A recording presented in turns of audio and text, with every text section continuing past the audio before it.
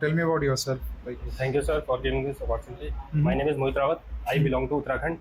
And talking about my highest qualification, I have done BTech from Mm-hmm. Graphic Era Hill University. It is in Dehradun. Okay. Passed out in 2020. And after that, I was doing preparation for government exams, but it take too much time. So I have also interest in designing. So Mm-hmm. I have come here for design. Okay. And my course is completed past 2 weeks, and currently I'm looking for a design job. Okay. And talking about my experience, I have done internship in third year in college Mm-hmm. from TSDC India Limited in Tihri, Uttarakhand. There in the mechanical department, basically overview of the mechanical department there. And in my final year college, I have done project in the topic of analysis of noise reduction in helicopter rotor blade Mm-hmm. using composite material.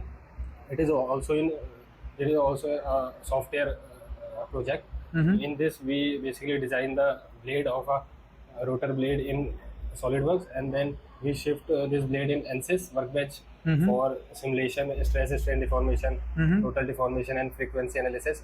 In Mm-hmm. this, we choose basically four materials. Mm-hmm. Three are composite materials: carbon fiber epoxy, e-glass epoxy, and silicon carbide. And one is stainless steel for basically comparison. Mm-hmm. So in this we find that silicon carbide play a good role in frequency test. Mm-hmm. So we choose this. Okay. So you recommended that the rotor shaft or blade should be of silicon raw material, Yes, sir, in composite material composite material. that it reduces the noise of. Okay. So you talked about stress strain, Yes. right? So do you know there's a stress strain diagram curve? Yes, sir, stress. Could you draw? Yes. ठीक है. अगर इसी में अगर आपने जैसे right ductile materials there brittle तो उसका Brittle. कैसे होगा? Ductile, brittle.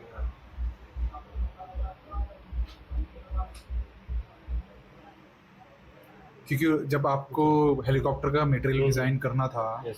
तब आपको ये भी स्टडी करना पड़ेगा कि डक्टाइल में थोड़ा वो आपने है. डक्टाइल यूज करा, ब्रिटल यूज करा या कुछ और यूज करा, राइट?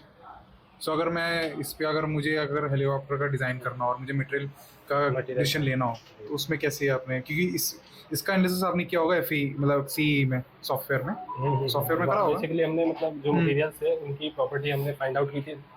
कुछ केस स्टडीज पढ़ी थी, मतलब उससे मटेरियल की प्रॉपर्टी पता करके उसे सॉफ्टवेयर में डाल के सॉफ्टवेयर में डाले थे तो उसमें लोड चेक किया होगा आपने. हाँ लोड सर तो उसका कुछ आया होगा.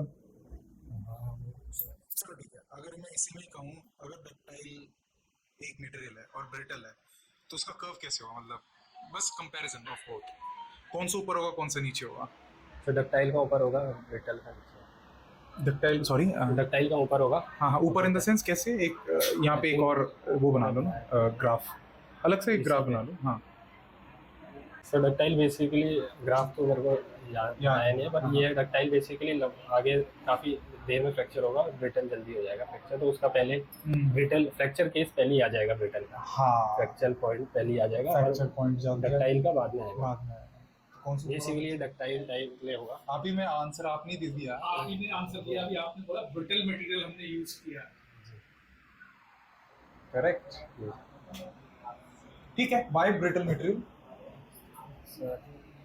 ब्रिटल मटेरियल में से मतलब एक तो ये नेगेटिव है कि उसका फ्रैक्चर जल्दी आ जाता है, बट ये है कोई और चीज़ में भी एडवांटेज होता है, जैसे स्ट्रेंथ वाइज देखें अगर, बट और बट जल्दी टूट भी तो जाएगा. टफनेस ब्रिटल तो टूट जाएगा. जल्दी. फिर भी क्यों यूज किया हमने? टफ होता है सर, टफनेस प्रॉपर्टी.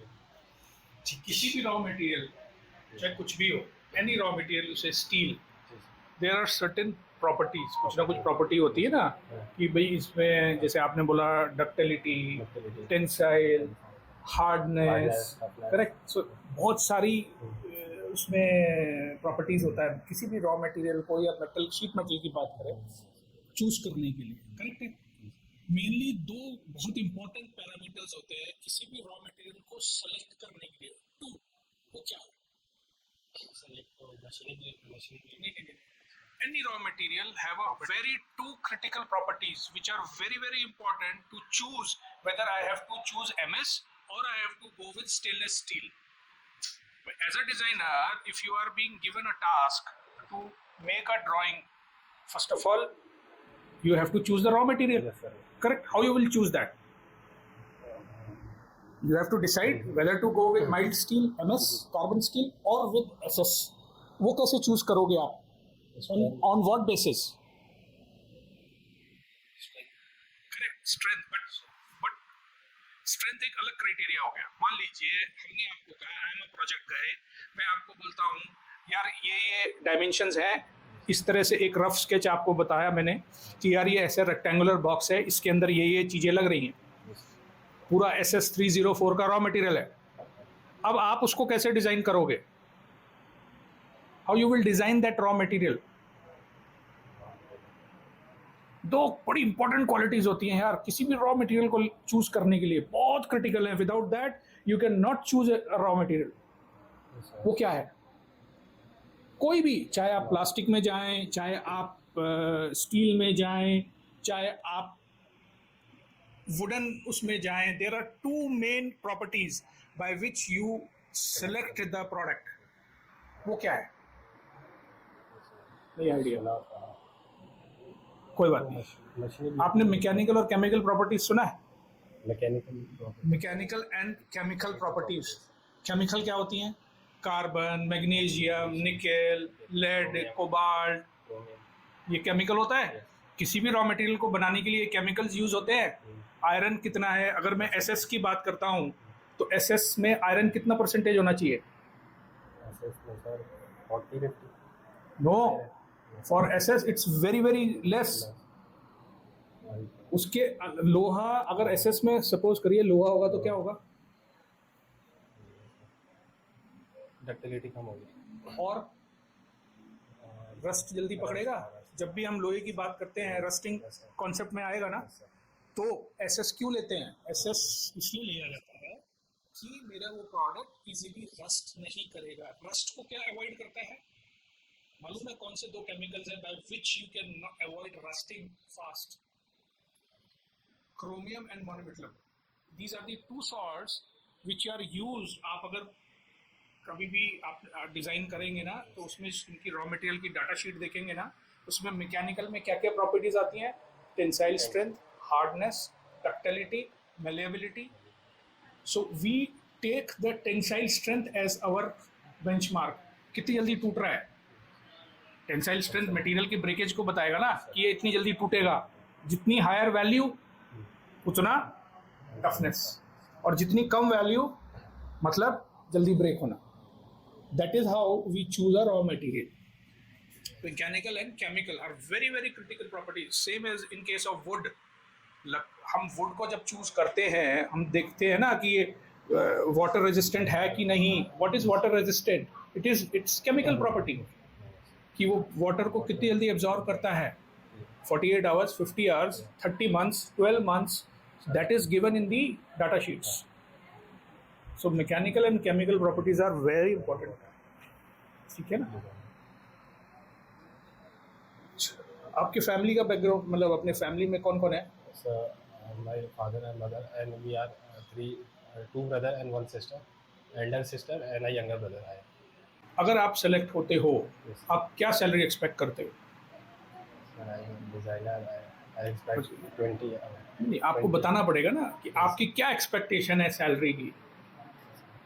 So आप- 20. हैं? 20. 20. Yes. As a fresher. ठीक है. आप समझते हैं कि आप 20,000 के company will give you 20,000. Do you think about, सोचते हो आप? जी सर, डिज़ाइन भी है मेरा, ठीक है, मतलब वही है, बाकी प्रैक्टिस करेंगे तो अच्छा है. मतलब डिज़ाइन में सॉलिड वर्क्स आप इजीली कर लेते हैं कोई भी डिजाइनिंग?